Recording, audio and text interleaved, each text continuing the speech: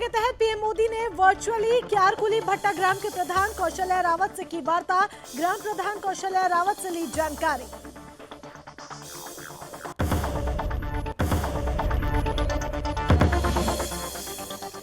CM Dhami ने Gandhi park में और सीएम आवास पर गांधी की मूर्ति पर माल्यार्पण कर उन्हें दी श्रद्धांजलि। मौके पर केंद्रीय रक्षा पर्यटन राज्य मंत्री अजय भट्ट ने किया गांधी को नम आंखों से याद।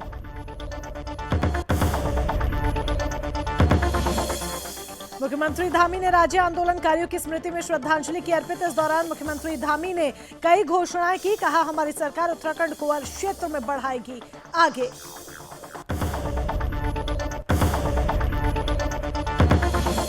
राजकीय महाविद्यालय में नमामि गंगे के तहत रैली का आयोजन। महाविद्यालय के छात्रों और प्रधानाचार्यों ने की शिरकत। नदियों को साफ सुथरा रखने के लिए चलाया हस्ताक्षर अभियान।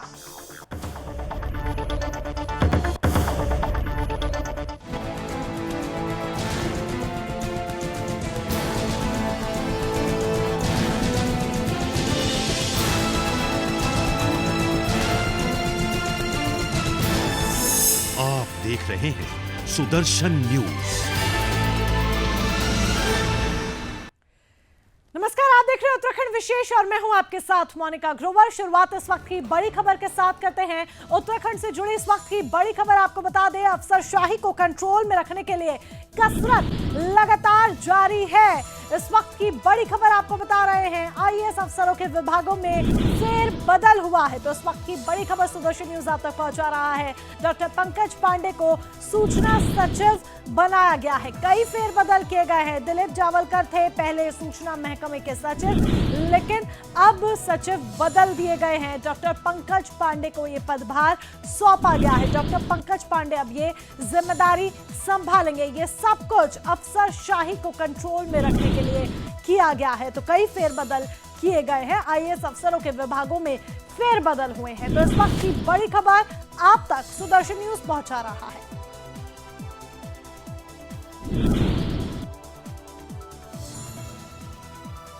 खबर मसूरी से, जहां जल जीवन मिशन के तहत प्रधानमंत्री मोदी ने वर्चुअली क्यारकुली भट्टा ग्राम के प्रधान कौशल्या रावत से वार्ता की।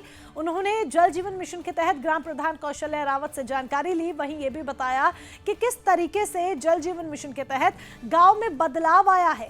कौशल्या रावत ने बताया कि जल जीवन मिशन के तहत ग्राम के प्रत्येक घर में नल और जल की व्यवस्था की गई है। वहीं गाँव में पेयजल की आपूर्ति होने के बाद 35 लोगों की ओर से होम स्टे बनाए गए हैं, जिसमें पर्यटक लगातार आ रहे हैं। वहीं गाँव को 100% वैक्सीन लगाई जा चुकी है, जिसको लेकर प्रधानमंत्री ने खुशी जाहिर की और कहा कि मसूरी के क्यारकुली ग्राम ने देश के लिए मिसाल कायम की है, जहां पर जल के आने से गांव में पर्यटन व्यवसाय बढ़ा है। वहीं पलायन को रोकने में भी काफी मदद मिली है और ये गांव पूरे उत्तराखंड के लिए मिसाल के तौर पर काम करेगा। गांव में 18 से ऊपर सभी को 2 डोज वैक्सीन लगाए जाने की बात सुनकर उन्होंने गांव की काफी प्रशंसा की है। सभी लोगों का आभार उन्होंने व्यक्त किया। साथ ही जन सहभागिता के सफल नहीं हो सकता, ऐसा उन्होंने बात कही।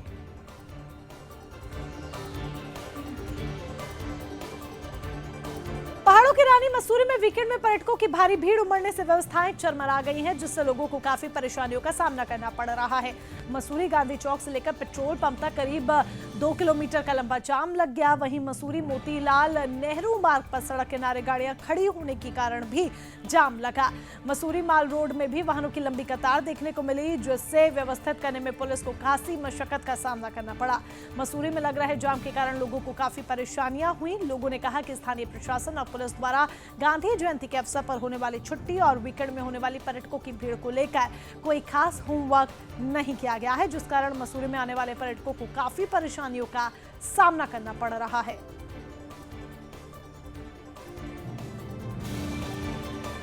मुख्यमंत्री धामी ने शनिवार को मुजफ्फरनगर में उत्तराखंड राज्य आंदोलनकारियों की स्मृति पर श्रद्धांजलि अर्पित की। इस दौरान मुख्यमंत्री पुष्कर सिंह धामी ने कहा कि हमारी सरकार वीरगति को प्राप्त हुए जवानों के सपनों और राज्य आंदोलनकारियों की भावना के अनुरूप उत्तराखंड को हर क्षेत्रों में आगे बढ़ाएगी। जनता सरकार के भाव को समझे, ये बात उन्होंने उत्तराखंड शहीद स्मारक रामपुर तिराहा मुजफ्फरनगर में उत्तराखंड राज्य आंदोलनकारियों की पुण्य स्मृति पर श्रद्धांजलि उन्हें अर्पित करते हुए कही।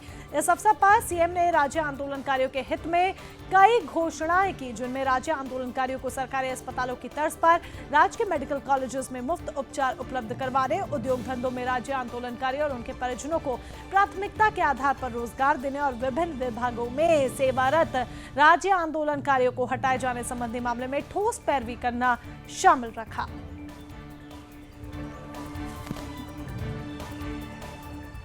पर्यटन उत्तराखंड की रीढ़ की हड्डी है, जिसे बढ़ावा देने और लोगों को प्राकृतिक सुंदरता का अनुभव करवाने के लिए सूबे के मुख्यमंत्री धामी ने बड़ी घोषणा की है। सीएम धामी ने घोषणा की है कि राज्य के सभी राष्ट्रीय उद्यानों, बाघ अभयारण्य, वन्यजीव अभयारण्यों और चिड़ियाघरों में अब 18 वर्ष से कम आयु के लोगों की एंट्री पर कोई टिकट नहीं लगेगा, न ही किसी अन्य प्रकार की फीस चार्ज की जाएगी। इसके साथ ही सीएम धामी ने कहा कि इस फैसले के बाद देश के करीब 45 करोड़ युवाओं को लाभ मिलेगा और वे उत्तराखंड की सुंदरता को बिना किसी परेशानी के देख सकेंगे। गौरतलब है कि पर्यटन को बढ़ावा देने के लिए एक बार फिर उत्तराखंड सरकार ने कमर कस ली है। कोरोना के चलते पर्यटन के क्षेत्र में हुए बड़े नुकसान और लोगों के न आने के कारण स्थानीय लोगों को व्यापार में हुए घाटे को कम करने के लिए अब सरकार लगातार काम कर रही है। ऐसे में लोगों को लुभाने के लिए कई योजनाएं चलाई जा रही हैं। सीएम धामी ने इस दौरान कहा कि उत्तराखंड में हर साल बड़ी संख्या में पर्यटक देश भर से पहुंचते हैं। अपनी प्राकृतिक सुंदरता और वन्य जीवों के लिए प्रसिद्ध उत्तराखंड में अब युवाओं की फ्री एंट्री होने से लोग परिवार के साथ उत्तराखंड आना पसंद करेंगे।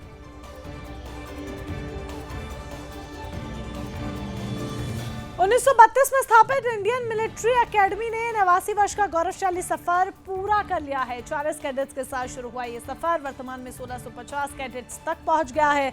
अब तक एकेडमी देश विदेश की सेना को 63,381 युवा अवसर दे चुकी है। इनमें 34 मित्र देशों के 2,656 कैडेट्स भी शामिल हैं। शुक्रवार को आईएमए ने अपना 89वां स्थापना दिवस धूमधाम के साथ मनाया। वॉर मेमोरियल पर वीर गति को प्राप्त हुए सैन्य अफसरों को श्रद्धांजलि दी गई। साथ ही अकेडमी में बेहतर कार्य करने वाले सिविल स्टाफ को समादेशक लेफ्टिनेंट जनरल हरिंदर सिंह ने सम्मानित किया। उन्होंने कहा कि देश विदेश में भारतीय सैन्य अकेडमी ने एक अलग मुकाम हासिल किया है। इसका श्रेय अकेडमी में तैनात सभी अधिकारियों, जवानों और सिविल स्टाफ को जाता है। उन्होंने सिविल स्टाफ से इसी जज्बे के साथ कार्य करते रहने का आह्वान किया। सुरक्षा और सतर्कता के साथ ही अनुशासन की सीख भी दी। इस दौरान अकेडमी के वरिष्ठ सैन्य अधिकारी, जवान और अन्य कर्मचारी भी उपस्थित रहे। सभी ने अकेडमी की गौरवशाली परंपरा को बनाए रखने का संकल्प लिया।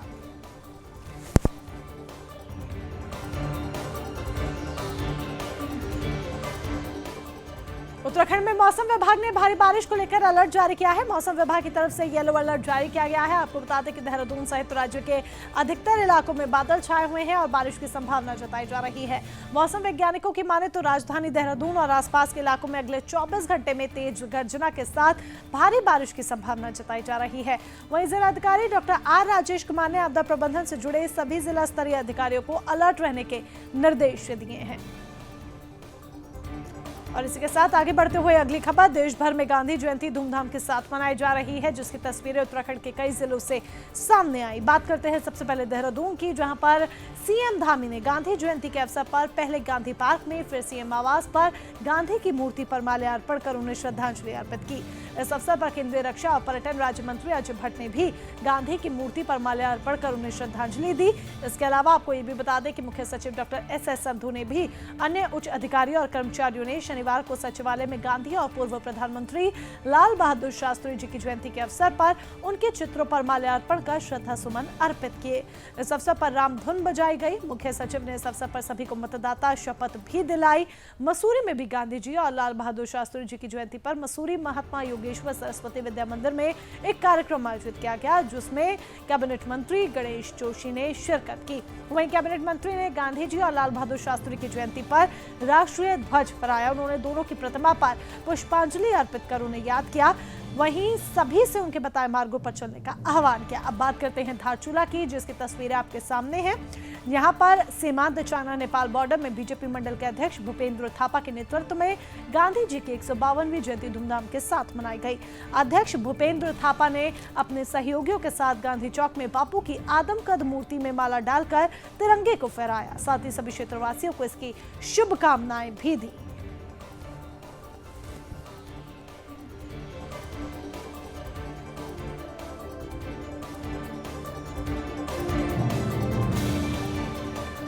डीएम रंजना राजगुरु में खटीमा पहुंची, जहां पर डीएम ने नागरिक अस्पताल का निरीक्षण किया। निरीक्षण के दौरान डीएम ने अस्पताल में भर्ती मरीजों के साथ मिलकर उनका हालचाल जाना।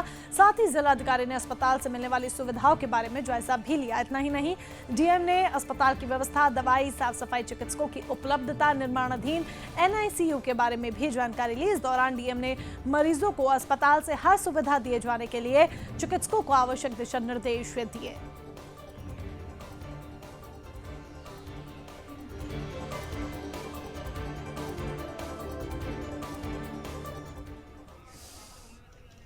तो 2021-22 का जो धान खरीद का सत्र है वो आज से प्रारंभ हो गया है। तो इसी क्रम में हम लोगों ने व्यवस्थाओं को परखने के लिए आज खटीमा जो मंडी है वहाँ पे अभी हम लोग विज़िट कर रहे हैं।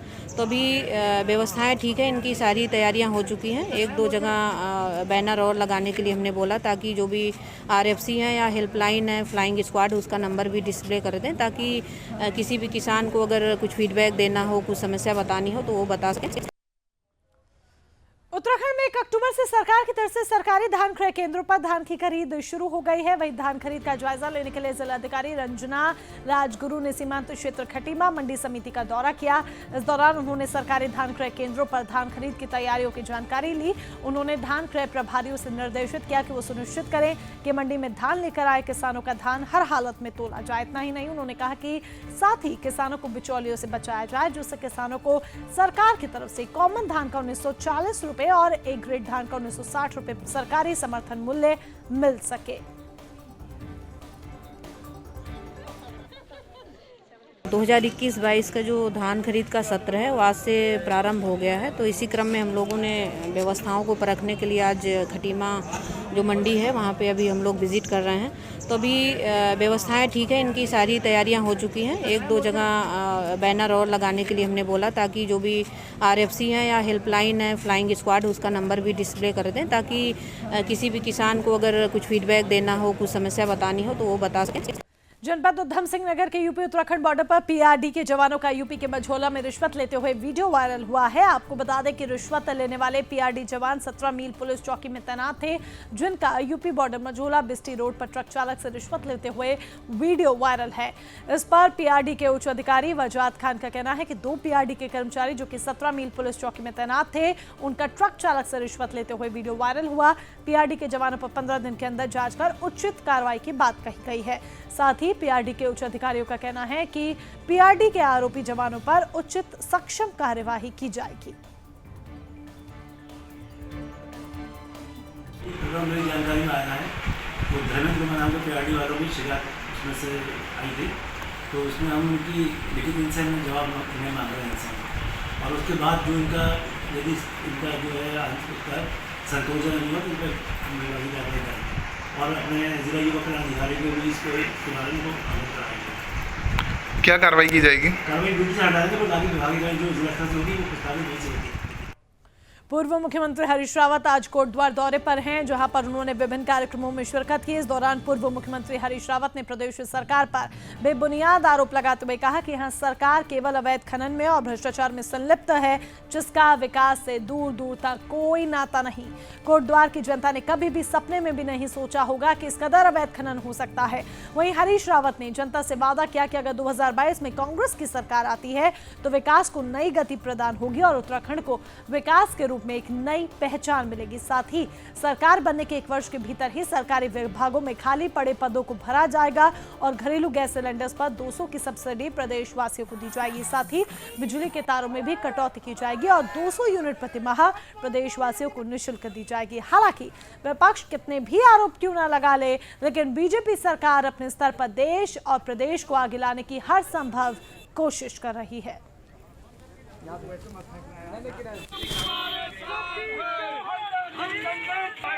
ये सरकार केवल एक काम कर रही है, वो है खनन का काम। खनन के अलावा इनको कुछ नहीं आ रहा है। सारी मालन सुक्रोज सब खोद दी है इन्होंने। आप मुझको कोई दूसरा काम बता दो, कोई इन्होंने किया हो। और बाकी दूसरा काम एक ही किया है, जो योजनाएं हमारी सरकार ने शुरू की थी या सुरेंद्र सिंह जी ने यहाँ शुरू की थी, उनको बंद करना, उनको ठप करना। हम अपनी पुरानी सब योजनाओं को फिर से स्थापित करेंगे और उसके अलावा 200 यूनिट तक बिजली फ्री देंगे और हर नागरिक को। और हम उसके अलावा गैस की सब्सिडी के तौर पर 200 रुपया प्रति परिवार प्रति माह देंगे और हम 24,000 जितने भी रिक्त पड़े हुए पद हैं उनको 1 साल के अंदर भर देंगे सरकार। रामनगर में वन्यजीव प्राणी सप्ताह के दौरान निगोड़ा स्थित वाइल्ड लाइफ आर्ट गैलरी का शुभारंभ किया गया। आपको बता दें कि वन्यजीवों के संरक्षण और पर्यावरण से जुड़ने के लिए लोगों को जागरूक करने के उद्देश्य से हर साल इसे मनाया जाता है। आर्ट गैलरी लगाने का उद्देश्य लोगों को जीव संरक्षण के प्रति जागरूक करने के उद्देश्य से निगोड़ा में इसका आयोजन किया गया, जिसका फोटोग्राफर दीपराज बार की निगोड़ा स्थित वाइल्ड लाइफ आर्ट गैलरी का शुभारंभ डीआईजी नीलेश आनंद भड़ने ने किया। इस दौरान वन्यजीव विशेषज्ञ शिवालू ने आर्ट गैलरी में लगे विभिन्न जीव जंतुओं की तस्वीरों के बारे में डीआईजी को बारीकियों से समझाते हुए जानकारी दी।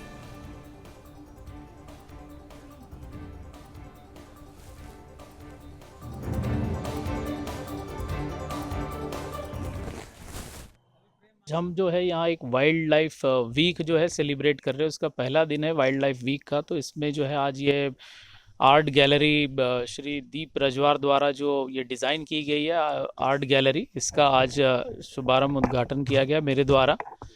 ये जो एक बहुत अच्छी संकल्पना है। रुड़की के कोर कॉलेज में पहुंचे पद्मश्री और पद्म भूषण से सम्मानित और प्रसिद्ध पर्यावरणविद डॉक्टर अनिल प्रकाश जोशी का प्रबंधन ने फूल मालाओं से स्वागत किया। इस दौरान पर्यावरणविद अनिल जोशी ने छात्रों को पर्यावरण के संबंध में जानकारी देते हुए प्रकृति के बारे में जानकारी दी। इस मौके पर डॉक्टर अनिल जोशी ने कहा कि हिमालय क्षेत्रों में बांध बनाने के लिए नए सिरे से सरकार को सोचने की आवश्यकता है। बांध का निर्माण करना पर्यावरण और प्राकृतिक दृष्टिकोण से सही नहीं। उन्होंने कहा बांध अब हमारे पक्ष में ज्यादा बेहतर हो नहीं सकते, खासतौर पर जब बाढ़ जैसी आपदाएं आ रही हों। जोशी ने कहा उन्होंने प्रदेश के पर्यटन मंत्री को प्रकृति और पर्यटन पर एक राष्ट्रीय गोष्ठी करने की सलाह दी। आगे उन्होंने कहा कि पर्यटन का सबसे बड़ा बोझ प्रकृति पर पड़ता है, जिसे सरकार को गंभीरता से सोचने की जरूरत है। जोशी ने मीडिया से मुखातिब होते हुए कहा कि वे एक रणनीति बना रहे हैं जिसमें सरकार शायद बंध जाए। हालांकि उन्होंने इस रणनीति को मीडिया से साझा नहीं किया।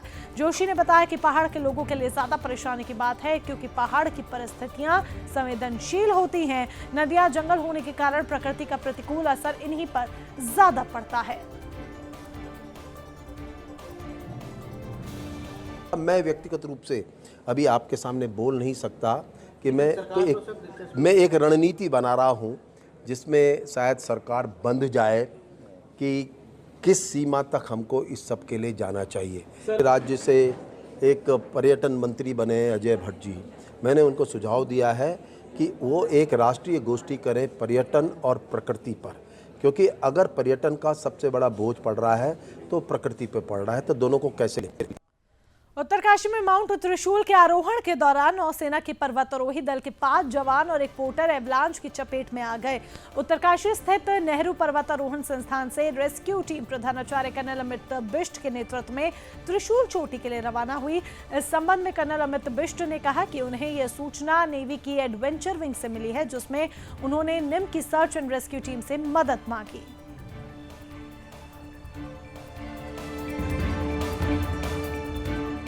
चारधाम यात्रा के लिए जिलाधिकारी अपने स्तर पर ऑफलाइन पास जारी नहीं करेंगे। इसके लिए देवस्थानम प्रबंधन बोर्ड की ओर से जिलाधिकारियों को यूजर आईडी दी जाएगी। इसके अलावा 15 अक्टूबर के बाद आगे की यात्रा के लिए 5 अक्टूबर से ई पास पंजीकरण की प्रक्रिया शुरू की जाएगी। पंजीकरण प्रक्रिया का सरलीकरण के लिए राष्ट्रीय सूचना केंद्र के माध्यम से वेबसाइट पर मोबाइल और आधार नंबर की व्यवस्था पर काम चल रहा है। हाईकोर्ट ने चारधाम यात्रा के लिए प्रतिदिन यात्रियों की संख्या तय की है, जिसमें बद्रीनाथ धाम में 1000, केदारनाथ में 800, गंगोत्री में 600 और यमुनोत्री में 400 की संख्या दर्शन के लिए प्रतिदिन तय है। देवस्थानम बोर्ड की ओर से तय संख्या के आधार पर पंजीकरण करने वाले यात्रियों को ई पास जारी किए जा रहे हैं। 15 अक्टूबर तक 59,000 से ज्यादा ई पास जारी किए जा चुके हैं। देवस्थानम प्रबंधन बोर्ड के सीईओ रविनाथ रमन ने बताया कि जिलाधिकारी स्तर पर तीर्थ यात्रियों को ऑफलाइन पास जारी नहीं किए जाएंगे। ये व्यवस्था 5 अक्टूबर से लागू की जाएगी। इसके लिए डीएम को यूजर आईडी दी जाएगी। यदि ई पास धारक यात्री दर्शन के लिए नहीं पहुंचता है तो उसका पास निरस्त कर ऑनलाइन सिस्टम से ही दूसरे पंजीकृत यात्रियों को मौके पर पास दिए जाएंगे।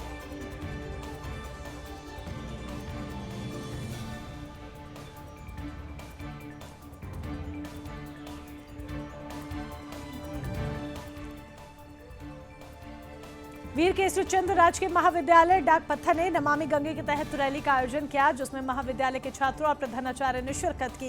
इस दौरान नमामि गंगे के अंतर्गत नदियों को साफ सुथरा रखने के लिए हस्ताक्षर अभियान भी चलाया गया। रैली के समापन स्थान और यमुना तट पर कूड़े के निस्तारण के लिए उपाय भी बताए गए। साथ ही तट के किनारे प्लास्टिक और पूजा सामग्री समेत अन्य पदार्थों को वैज्ञानिक ढंग से नष्ट किया गया। स्थानीय लोगों को जागरूक करने का भी इसके माध्यम से प्रयास किया गया है।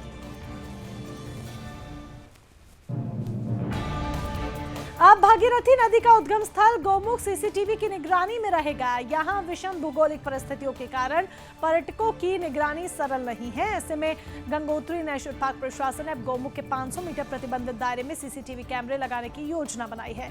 प्रतिबंधित दायरे में जाने वालों के खिलाफ कार्रवाई की जाएगी। साल 2008 में नैनीताल हाईकोर्ट के आदेश के बाद मुख्य वन्य जीव प्रतिपालक ने आदेश जारी कर गौमुख क्षेत्र में प्रतिदिन 150 तीर्थ यात्रियों पर्यटकों के प्रवेश की अनुमति तय करते हुए परमिट लेना अनिवार्य कर दिया था। साथ ही गौमुख के 500 मीटर दायरे में तीर्थयात्रियों और पर्यटकों के प्रवेश को भी प्रतिबंधित कर दिया गया था, जिसके बाद से गंगोत्री पार्क प्रशासन अपने कर्मचारियों की मदद से पर्यटकों पर नजर रखे हुए है। लेकिन यहाँ विषम भौगोलिक परिस्थितियों के कारण पर्यटकों की निगरानी चुनौतीपूर्ण रहती है।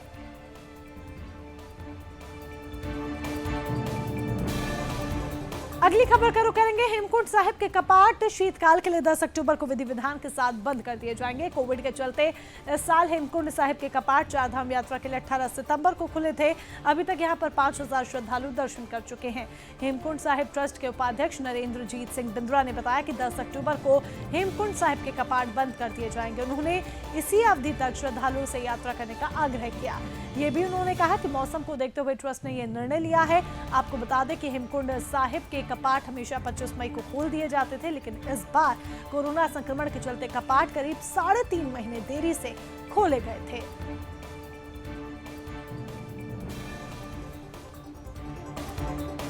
गंगा दर्शन क्षेत्र में बीते दिनों घास लेने गई एक महिला पर गुलदार ने हमला कर उसे घायल कर दिया था। इस घटना के बाद ग्रामीण काफी दहशत में हैं।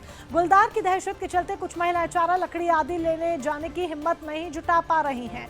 ग्रामीण वन विभाग से गुलदार को पकड़ने की मांग कर रहे हैं, लेकिन अभी तक कोई भी ठोस कार्रवाई नहीं हो पाई है। इससे नाराज होकर महिलाओं ने श्रीनगर मुरादाबाद हाईवे जाम कर दिया। इस कारण हाईवे के दोनों तरफ कई किलोमीटर लंबा जाम लग गया। मौके पर पहुंची पुलिस ने जैसे तैसे लोगों को समझाया और काफी समझाने के बाद महिलाएं हाईवे से हटी। महिलाओं का कहना है कि वो काफी समय से वन विभाग से गुलदार को पकड़ने के लिए पिंजरा लगाने की मांग कर रहे थे, लेकिन वन विभाग ने पिंजरे नहीं लगाए, जिसके कारण वो घास आदि लेने जंगल में नहीं जा पा रहे। घास न लाने की स्थिति में उनके दुधारू मवेशी भूख से मरने की कगार पर पहुंच गए हैं। ऐसे में उन्हें मजबूरन आज हाईवे बंद करना पड़ा है। पिंजरा लगाया जाए, जाने के बाद पकड़ा जाए, मारा दिया जाए। ये हमारी इच्छा है। हमका आना जाना का रोज है।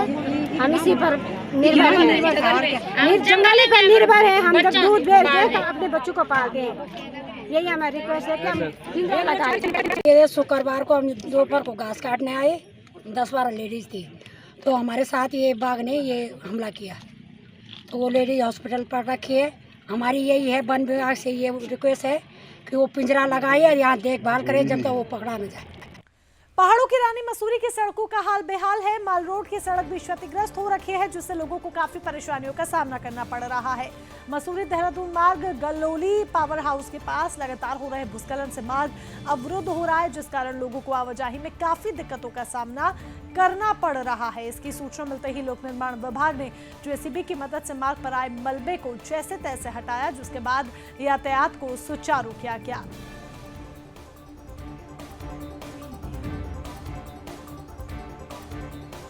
रुड़की की गंगनहर कोतवाली पुलिस ने चोरी की घटना को अंजाम देने वाले 6 शातिर चोर को गिरफ्तार किया है। बताया जा रहा है कि 28 सितंबर को एक युवक ने थाने में पुलिस को शिकायत देकर बताया था कि 26 सितंबर को युवक और उसकी पत्नी बाजार जा रहे थे कि तभी अज्ञात बदमाशों ने पत्नी के बैग से चोरी कर मौके से फरार हो गए, जिसके बाद पीड़ित ने थाने में मामले की शिकायत की है। वहीं पुलिस ने मामला दर्ज कर आरोपियों की तलाश शुरू कर दी है। पुलिस ने सीसीटीवी कैमरों और मुखबिर से मिली सूचना के आधार पर रुड़की रेलवे स्टेशन के पास से 6 बदमाशों को पकड़ा, जिनके कब्जे से सोने चांदी के जेवरात बरामद हुए हैं। फिलहाल पुलिस ने सभी आरोपियों को जेल भेज दिया है। आरोपियों से पूछताछ की जा रही है।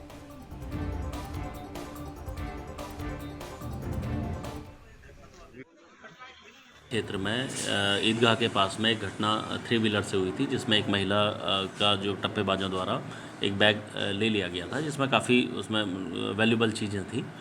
पुलिस ने, आप लोगों ने भी उसको लगातार संज्ञान में लिया था। पुलिस ने उसे तुरंत संज्ञान में लेकर उसमें अभियोग पंजीकृत किया गया था और इंस्पेक्टर गंगनहर और सीओ रुड़की के नेतृत्व में एक टीम लगातार इस पर सर्च कर रही थी, क्योंकि पूर्व में भी इस तरीके की घटनाएं कुछ प्रकाश में हमारे आई। सितारगंज क्षेत्र के शक्ति फार्म गोविंद नगर क्षेत्रवासी जंगली जानवरों से काफी परेशान हैं, क्योंकि आए दिन जंगली जानवर किसी किसानों की फसल को बुरी तरह से रौंद कर बर्बाद कर देते हैं। वहीं शक्ति फार्म के गोविंद नगर में जंगली जानवरों ने किसानों की फसल को बुरी तरह से तहस नहस कर दिया है, जिसको लेकर किसान काफी ज्यादा परेशान हैं, चिंतित हैं।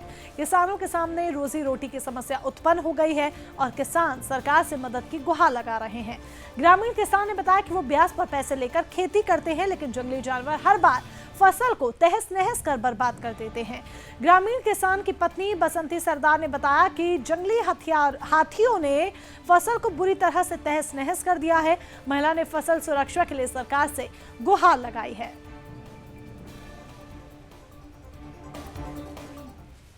हमारा धान आधा एकड़ खत्म कर दिया, मूंगफली भी आधा एकड़ खत्म कर दिया, मूंगफली और पॉपुलर का पौधे। अब तक जिएंगे, हम तो गरीब आदमी है। ये ब्याज में पैसा लाके ये अनाज को तैयार करना पड़ता है, ये काटवा के उनको भी देना पड़ता है, अपने भी बचना पड़ता है। ऐसा नुकसान में हम लोग मर जाऊंगा। खेत में हमारा घर है और ये घर में बाल बच्चा लेके हम लोग रहते हैं। क्या पता आज अनाज नुकसान कर रहा है, काल आके हमारा बाल बच्चा का भी खत्म करेगा। रात 2:30 बजे 6 आती है, लेकिन खेतों का अंदर 2 ही घुसा और बाकी पपलार में और मूंगफली में था। जब पता लगा, खेतों में हम चकेदारी करते हैं रात में, जब पता लगा आवाज़ करा हाथी, तो हम दोनों में अभी भी बाहर आया। बुढ़ा आदमी है, हम डरका बाजू में देखा कि बड़ा बड़ा हाथी है, फिर इतना चिल्लाया रात में कोई सुनाई देता। और इसी के साथ उत्तराखंड विशेष में फिलहाल के लिए बस इतना ही। जय हिंद।